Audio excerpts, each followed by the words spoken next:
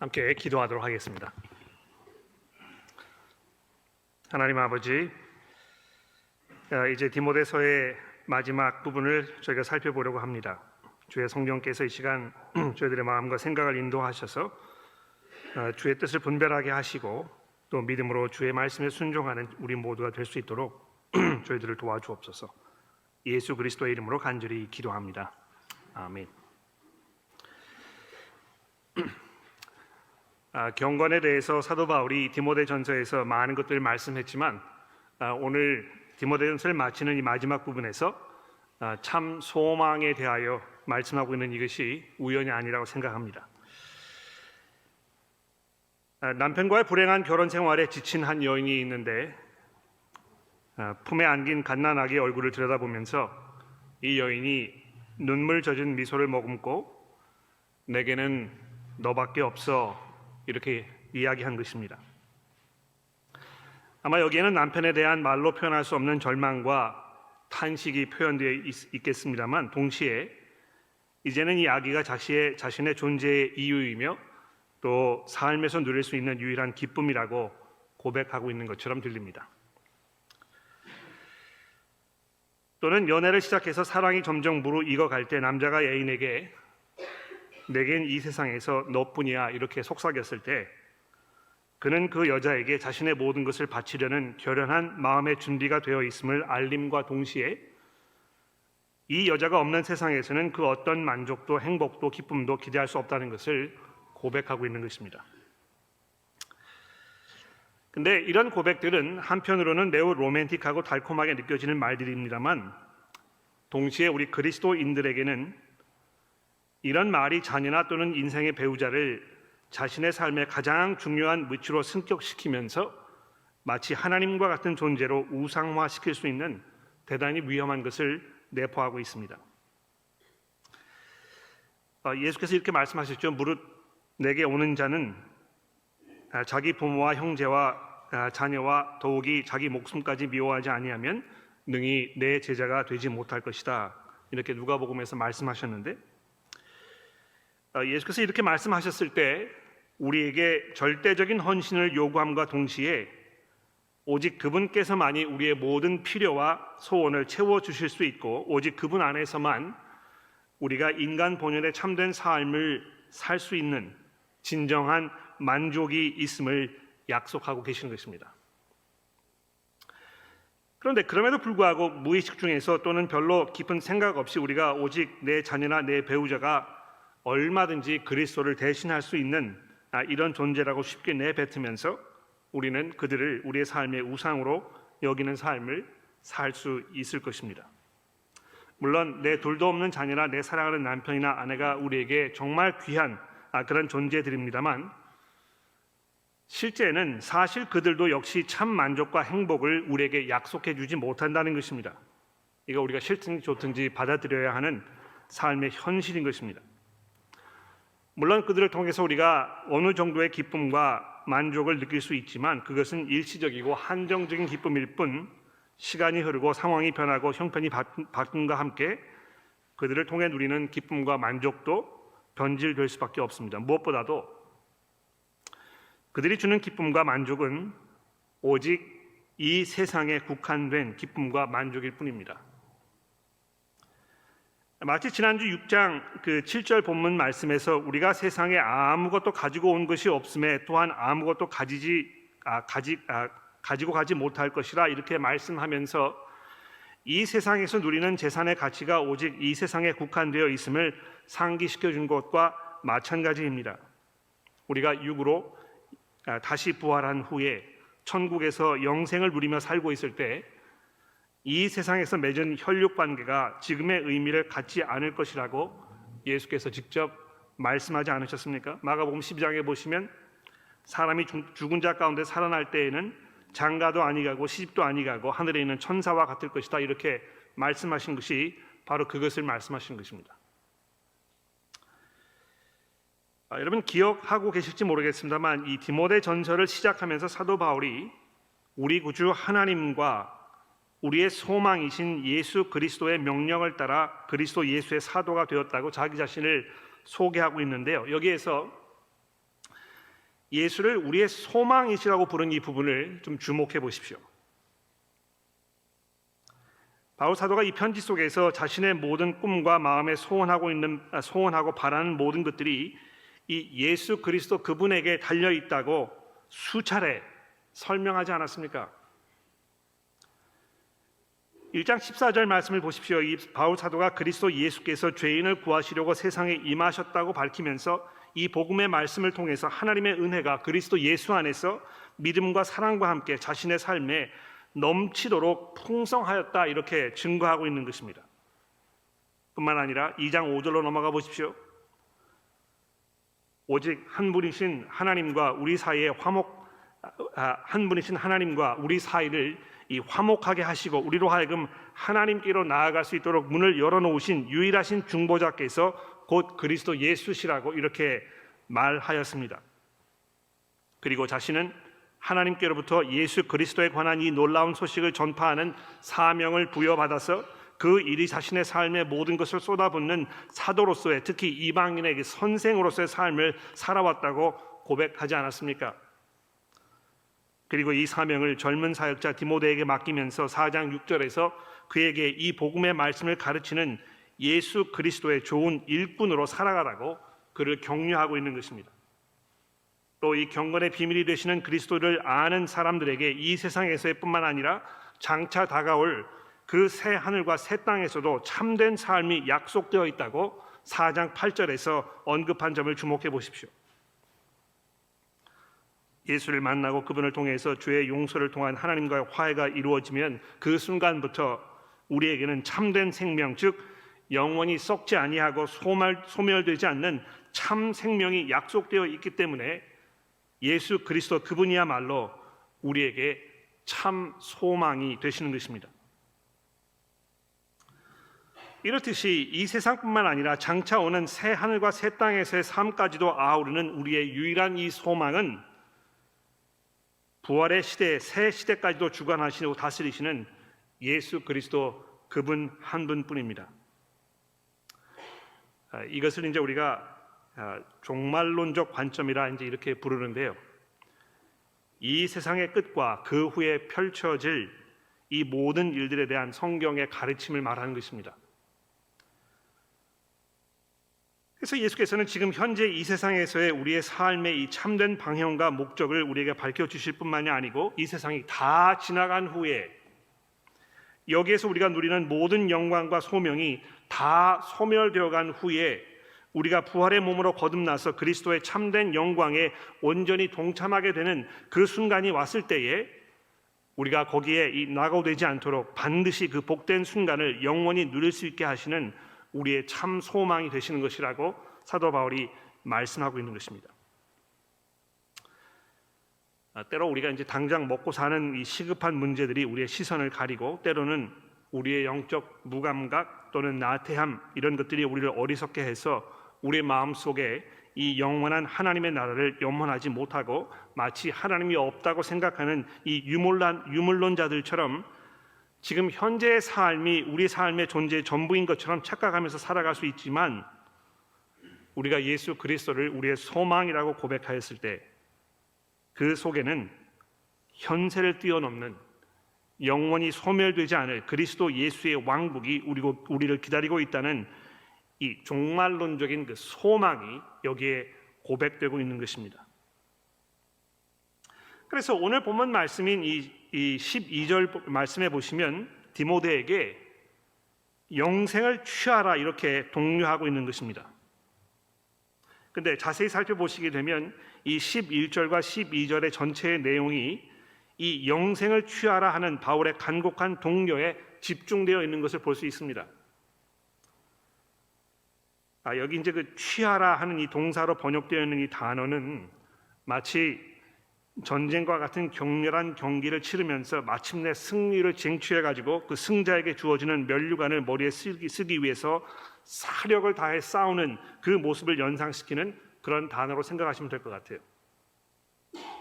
즉 영생, 이 세상에서의 삶이 아니고 장차 다가올 하나님 나라에서 누리게 될 이 새롭고 영원히 소멸되지 않을 그 삶을 바라보면서 그것을 간절하게 염원하면서 그것을 놓치지 않기 위해서 믿음의 선한 싸움을 포기하지 말고 끝까지 사력을 다해서 참고 인내하며 이 목표한 바에 우리의 시선을 고정시키고 그것만을 향해 달려가라고 명하고 있는 것입니다. 이런 면에서 우리 성도들의 삶은 지극히 종말론적이라고 얘기할 수 있습니다. 내가 과연 이 마지막 순간 그리고 세상이 멸망한 후에 다가올 새 하늘과 새 땅에 나의 모든 시선과 나의 모든 이 힘과 이런 것을 집중하면서 살고 있는 것인가? 그래서 사도 바울이 12절 마지막 부분에 디모데에게 내가 바로 그것을 위하여 부르심을 받았다고, 또 많은 사람들 앞에서 이 영생에 대하여 내가 설명하고 가르치고 그들을 격려해 오지 않았느냐고 이렇게 되묻고 있는 것입니다. 여러분, 여기서 잠시 우리가 걸음을 멈추고 이 영생에 대해서 한번 생각해 봅시다. 사람들은 거의 대부분 죽음에 대한 공포가 있습니다. 물론 죽는 것에 대해서 별로 개의치 않는 그런 분들이 종종 있기는 합니다만, 아마도 그런 분들은 대부분 지금까지 살아온 삶이 너무 고통스럽고 힘들어서 차라리 죽는 것이 더 낫다 하는 어떤 그 자포자기의 상태에 간 분들이거나, 할 수만 있으면 계속 살고 싶은 마음은 있지만 내 목숨을 희생해서라도 이루어야 할 보다 큰 목표가 있기 때문에 기꺼이 대의를 위해서 내 목숨을 희생하겠다는 이런 이들 둘 중에 하나라고 생각을 합니다. 그런데 그런 부류의 사람들은 아주 극소수에 불과하고 대부분의 사람들은 죽음에 대한 깊은 두려움을 안고 살고 있습니다. 그래서 사도 바울이 이 고린도전서 15장에서 이 죽음을 뭐라고 불렀습니까? 모든 인간들의 원수라고 부르지 않았습니까? 또 히브리서 2장 14절에 보시면 이 사탄을 죽음의 권세를 잡은 자라고 부르면서 모든 사람들이 이 죽는 것에 대해서 무서워하며 한평생 이 죽음의 권세에 매여 종노릇하며 살고 있다고 말씀하고 있는 것입니다. 죽는 것에 대해서 초연한 채 할 수 있을지 모릅니다만, 성경은 모든 사람들이 마음속에 깊은 곳에 이 죽음에 대한 공포가 꿈틀대고 있고, 그래서 어떻게 해서든지 간에 그것을 멀리 두고 좀 더 살아보려고 발버둥 치고 있다고 말씀하고 있는 것입니다. 우리가 뭐 식단을 잘 조절한다든지 적당한 운동을 통해서 건강을 유지하는 것이 물론 노년의 아주 현명한 그런 삶의 선택이긴 합니다만, 동시에 이런 모든 수고와 노력은 어떻게 해서든지 죽음을 좀 지연시켜 보려는 발버둥이고 안간힘을 쓰는, 어떤 면에서 애초롭게 그지없는 무모함이라고 말할 수밖에 없습니다. 조금만이라도 건강에 이상이 생기면 이 패닉 상태에 빠져들어서 건강을 회복하는 것 이외에 다른 무엇을 생각할 겨를이 없는 그런 지경에 이른다면, 건강의 문제로 인해서 마음이 우울해지고 걱정과 염려하는 마음을 떨쳐버릴 수 없는 상황까지 간다면 이 죽음의 권세에 매여 종노릇한다는 히브리서의 말씀이 얼마나 적절한 그런 설명인지 충분히 이해가 가는 것입니다. 그런데 그러한 삶에 반하여 우리 성도들은 어떻게 살아야 하겠습니까? 이 영생을 취하기 위하여 믿음의 선한 싸움을 싸워가야 한다는 것입니다. 믿음의 선한 싸움은 어떻게 싸우는 것입니까? 11절에 이것을 잘 설명하고 있지 않습니까? 이 재물에 대한 욕심으로부터 오는 시험과 올무와 여러 가지 어리석고 해로운 욕심으로부터 멀리 달아나는 것입니다. 마치 배설물을 보았을 때 뒤를 돌아보지 않고 멀리 돌아가는 것처럼 말입니다. 이것은 재산 그 자체가 악한 것이라거나 혐오스러운 물건으로 여겨야 한다는 말이 아니고, 지난주에 말씀드렸는데요, 바울 사도는 여기에서 삶을 바라보고 이해하는 그 시각과 관점의 문제를 얘기하고 있는 것입니다. 재산은 영원한 가치가 있는 것이 아니고 오직 이 세상에서나 유용한 것이기 때문에 마치 그것을 영원한 가치가 있는 것처럼 여기고 그것을 긁어 모으려고 안간 힘을 쓰고 삶의 모든 것을 거기에 쏟아붓는 이 삶의 어리석음을 지금 얘기하고 있는 것입니다. 그래서 이 재산에 대한 왜곡된 시각과 관점이 얼마나 치명적인 결과를 가져올 수 있는지를 경고하면서 바로 그것들로부터 멀리 도망치라고 말씀함과 동시에 11절 마지막 부분에서는 의와 경건과 믿음과 사랑과 인내와 온유를 따르라고 이렇게 명령하고 있습니다. 개역개정성경이 여기서 이제 이 따르라는 이런 동사를 선택해서 번역한 것이 저에게는 굉장히 유감스러운 일인데요. 여러분, 이런 걸 한번 생각해 보십시오. 어떤 것을 아주 격한 마음으로 쫓는 그런 상황을 좀 생각해 보십시오. 이게 이제 뭐 거기에 대해서 아주 집착해서 너무 그것을 얻고 싶어서 그렇게 한다든지, 또는 누구에 대한 어떤 그 증오가 너무 심해가지고 반드시 가서 그 사람을 붙잡아야 하는 그런 마음이 있다고 상상해 보십시오. 여러분, 그 요한복음 5장 16절에 보시면 예수께서 유대인들과 이 안식일에 대하여 경로를 벌이셨는데 그 후에 유대인들이 예수를 박해하였다고 되어 있습니다. 그들이 얼마나 예수를 증오하였는지 그를 쫓아다니면서 시비를 걸고 물고 늘어지면서 놓지 않으려고 달려들었던 것인데요. 바로 거기에 사용된 그 단어가 지금 여기에 이 의를 쫓으라 하는 그 단어에 이렇게 같은 단어인 것입니다. 즉 의와 경건과 믿음과 사랑과 인내와 온유를 물고 늘어지면서 그것을 놓지 않고 끝까지 추격하여 붙잡아 놓지 않으려는 그런 마음으로 살아가라는 것입니다. 그러니까 이 전혀 반대되는 어떤 삶의 두 가지 모습에 대해서 지금 설명하고 있는 것이죠. 지금의 세상이 우리의 삶의 존재의 전부라고 생각하였을 때 마치 자신의 삶의 모든 소망을 이 물질적 풍요를 누리는 것에 걸고 그것을 탐하면서 미혹을 받아 믿음에 떠나 많은 근심으로 자기 자신을 찔러 스스로 자해하는 삶을 사는 사람들이 한쪽에 있는가 하면, 또 한편에는 의와 경건과 믿음과 사랑과 인내와 온유를, 즉 하나님을 참으로 예배하고 섬기는 경건의 삶을 살기 위해서 혼신의 힘을 다하는 삶을 사는 이들의 모습이 그려지고 있는 것입니다. 내가 어느 쪽을 선택해서 살 것인가? 과연 어떤 쪽이 지금 내 삶의 이 현재의 모습을 설명하고 있는 것인가? 우리가 살펴보고 결정해야 될 것입니다. 이러한 삶은 영생을 취하려는 분명한 목적이 있는 삶입니다. 삶에 대한 전혀 다른 시각과 관점이 있기 때문에 가능한 그런 삶을 말하는 것입니다. 하나님께서 약속하신 영원한 삶에 대한 소망이 마음 깊은 곳에 간직되어 있기 때문에 내가 그것을 바라보고 그것을 기대하고 그것을 염원하고 거기에 합당하게 살아가고 그것을 위해서 삶의 모든 결정들을 내리는 이 삶의 참된 삶의 모습에 대해서 사도 바울이 말씀하고 있다는 것입니다. 그런데 여기 특별히 디모데를 향해서 너 하나님의 사람아 이렇게 부르는 것에 여러분 주목해 보십시오.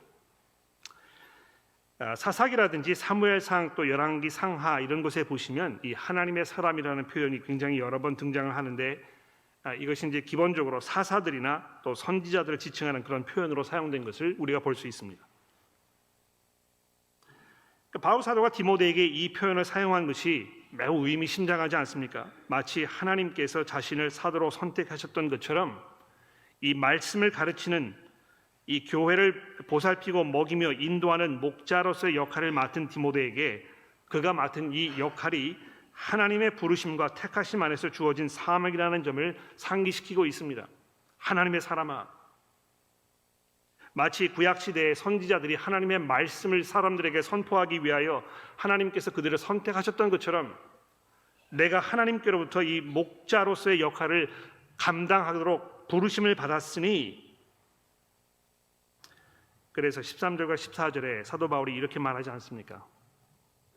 만물을 살게 하신 하나님 앞과 본디오 빌라도를 향하여 선한 증언을 하신 그리스도 예수 앞에서 내가 내게 명하노니 우리 주 예수 그리스도께서 나타나실 때까지 흠도 없고 책만 받을 것도 없이 이 명령을 지키라. 여기서도 역시 사도 바울이 이 종말론적인 관점에 대해서 말씀하고 있습니다.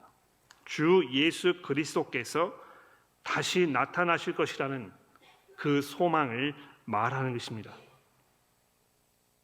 디모데가 목자로서의 역할을 혼신의 힘을 다해서 감당해야 하는 그 이유는 주 예수 그리스도께서 다시 오실 것이기 때문에, 그 때가 되었을 때 디모데는 그리스도 앞에 나아가서 자신의 사역을 평가받게 될 것이기 때문에 내가 그것을 기억하고 내게 맡겨진 이 일을 책망받을 것이 없는 자로서 잘 감당하라고 명령하고 있는 것입니다.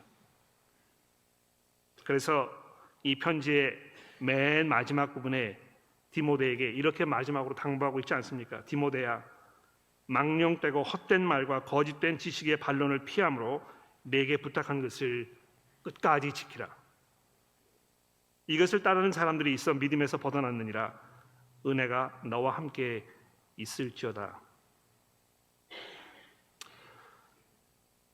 바울 사도가 고린도전서 5장에서 이 사역자로 부름을 받은 이들뿐만이 아니라 모든 성도가 다 반드시 그리스도의 심판대 앞에 나아가게 되어 각각 선악간에 그 몸으로 행한 것을 따라 심판을 받게 될 것이라고 했던 그 말씀을 여러분 기억해 보십시오.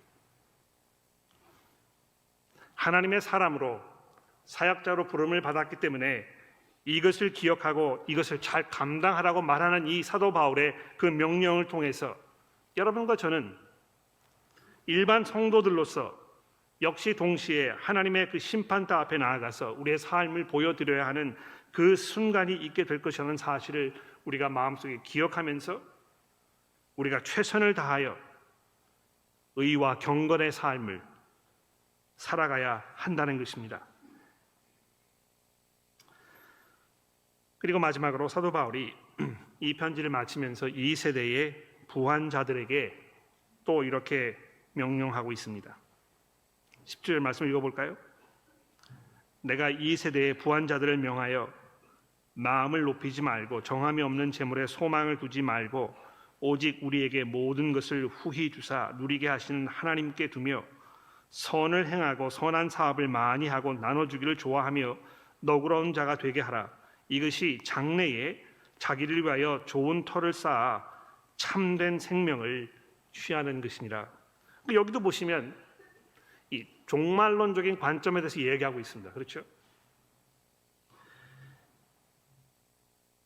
이 세대의 부한자들에게 뭘 명하고 있습니까? 재물에 소망을 두지 말고, 그렇죠? 그리스도 예수께서 우리의 참 소망이 되시기 때문에 그분에게 모든 희망을 걸 것이고 재물에 소망을 두지 말라는 것입니다. 왜 그렇습니까? 정함이 없는 재물이라 이렇게 되어 있지 않습니까? 정함이 없다는 말이 이제 조금 이렇게 마음에 확 와닿으실지 모르겠는데요. 이 바탕이 없다는 것입니다. 그렇죠? 그러니까 여기에다가 뭐를 의지해가지고 거기에 뭘 쌓아 올리게 되면 터가 분명하지 않아서 이게 끝까지 유지될지 그렇게 되지 않을지 우리가 장담할 수 없다는 것입니다.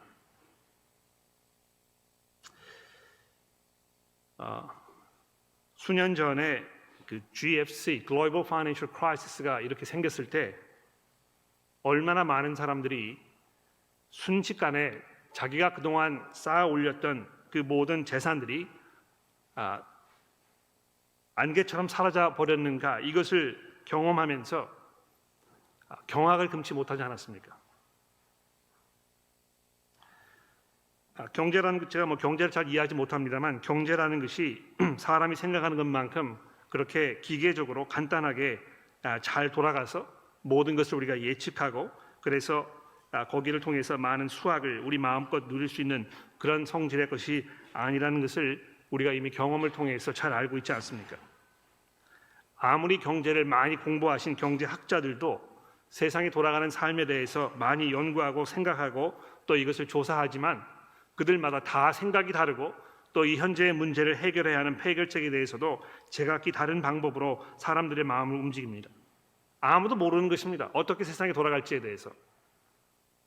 마치 많이 재물을 쌓아두면 그것이 우리에게 평안과 안정을 가져다 줄 것이라고 굳게 믿고 있지만 지난주에 제가 말씀드렸듯이 예수께서 비유를 통해서 말씀하시기를 하나님께서 오늘 저녁에 내 생명을 거두어 가시면 내가 쌓아놓았던 그것이 누구의 것이 되겠느냐고 말씀하셨던 그 경고의 말씀을 주목해 보십시오.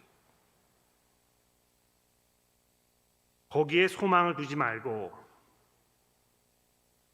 오직 우리에게 모든 것을 후하게 주사 누리게 하시는 하나님께 두라. 또 19절 말씀해 보시면 바로 이렇게 하는 것이 장래에 자기를 위하여 좋은 터를 쌓아 참된 생명을 취하는 것이니라. 여기 이제 이 참된 생명이라 이렇게 표현되어 있는 이 부분 보시게 되면 이것이 그 장래라는 그 단어와 이렇게 연결되면서 역시 이것이 영생에 대하여 말하는 것이 분명합니다. 여러분과 제가 지금 이 세상에서 우리가 누릴 수 있는 모든 것들이 우리의 삶의 모든 그 존재의 의미라고 이렇게 생각하는 것에서 벗어나서 그것을 내려놓고 그것을 벗어버리고 참된 생명인 이 영생, 하나님의 나라에서 누리게 될 이 새로운 그 삶에 우리의 이 모든 소망을 걸며 그것을 바라보고 그것을 소망하면서 살아가라고 말씀하고 있는 것입니다. 특별히 여기에서 이 말씀을 모든 성도들에게 할 수 있는 이 말입니다만 또 모든 성도들이 이것을 깊이 마음속에 듣고 이해하고 마음에 담아두고 살아야 하게 되겠습니다만 특별히 여기에서 이 17절에 사도 바울이 이 세대에서 부한 자들에게 이 말씀을 더 깊이 하고 있다는 사실을 우리가 간과하지 말아야 합니다.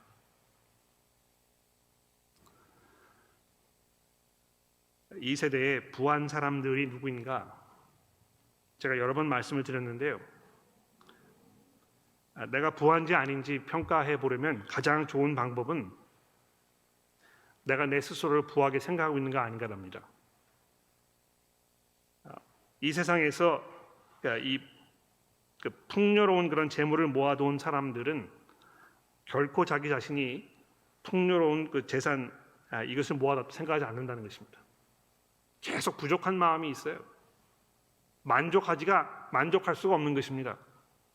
왠지 모르게 불안하고 왠지 모르게 좀 더 모아야 할 것 같고 왠지 모르게 그렇게 해야만 나에게 참된 만족과 행복이 있을 수 있는 것처럼 이렇게 자꾸 생각하게 된다는 것입니다. 없는 사람들은 없는 사람들대로 재물에 대한 소망이 자기의 마음을 흔들어 놓아서 마치 그것을 쟁취해야만 지금 누리지 못하는 이 만족과 행복을 내가 누릴 수 있는 것이라고 생각하지만 많이 가지고 있는 사람들도 역시 마찬가지로 똑같은 그런 불안과 염려 가운데 살고 있다는 것이 인생의 어떤 그 역설적인 내용인 것 같아요. 만족스럽지가 않은 것입니다.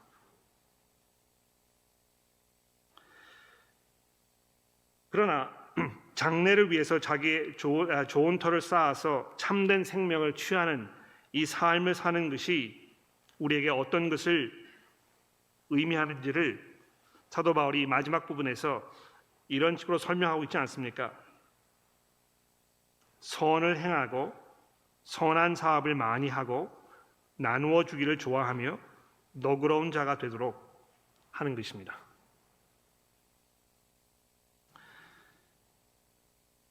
제가 알고 있는 많은 성도 여러분들 가운데에는 정말 그 베풀기를 좋아하고 즐겨하고 정말 이것을 삶의 소명으로 생각하며 사시는 분들이 많이 있습니다. 필요한 사람들의 그 필요를 아무도 모르게 도와주거나 또는 복음 사역을 위해서 자기에게 주어진 하나님의 그 은혜를 풍성하게 베푸는 일에 대해서 그렇게 인색하지 않으신 분들이 우리 가운데 많이 있다는 것입니다. 제가 이것을 생각하면서 모세의 삶의 모습을 돌아보았습니다. 오늘 아침에 출애굽기서 2장에 그 모세의 삶의 부분을 우리가 읽었는데 아마 왜 이 부분을 읽었을까 의아해하셨을지 모르겠습니다. 이 출애굽기서 2장에 등장하는 모세의 삶에 대해서 히브리서의 저자가 이렇게 우리에게 설명해 주고 있습니다. 모세가 장성하여 바로의 공주의 아들이라 칭함을 받기를 거절하고 도리어 하나님의 백성과 함께 고난받기를 잠시 죄악의 낙을 누리는 것보다 더 좋아하고 그리스도를 위하여 받는 수모를 애굽의 모든 보화보다 더 큰 재물로 여겼으니 이는 상 주심을 바라봄이니라. 이것이 모세의 삶이었다는 것입니다. 애굽의 공주의 아들이라 칭함을 받기를 거절하는 이 일이 그에게 결코 쉬운 일이 아니었을 것입니다. 정말 부족할 것이 없고 모든 권세와 모든 영광을 자기 손에 다 짊어지고 세상을 호령하면서 살 수 있는 그런 모든 상황과 여건이 자기 눈앞에 있었을 것입니다. 그러나 그것을 다 접어두고 오히려 하나님의 백성과 함께 고난받는 것을 더 즐겨했다고, 더 나아가서 그리스도를 위하여 받는 수모를 애굽의 모든 보화보다 더 큰 재물로 여겼다는 이 모세의 그 시각, 그의 그 사고 방식, 삶의 방법, 자기가 이 가지고 있는 그 삶의 철학, 이런 것을 생각해 보라는 것입니다. 내가 영생을 생각하면서 그것을 가장 귀하게, 가장 소중한 것으로 여기면서 그것을 얻기 위하여 내가 최선의 노력을 다하고 내게 주어진 하나님의 사람으로서의 사명과 역할을 끝까지 수고하는 그 헌신의 삶의 모습이 얼마나 복된 것인가. 그것을 통해서 우리가 참 경건에 이르는 삶의 지혜가 있다는 이 디모데전서의 말씀을 우리가 기억하면서 오늘 시리즈를 마쳐보려고 생각합니다. 우리에게 참 소망이 되시는, 영원한 소망이 되시는, 우리에게 썩어지지 않을 이 참 생명을 주시는 그분에게 우리의 모든 소망을 걸면서 지금 우리의 삶이 그분의 그 부르심에 합당한 모습이 되도록 우리가 최선을 다하는 성도들이 되기를 간절히 기도합니다. 기도하겠습니다.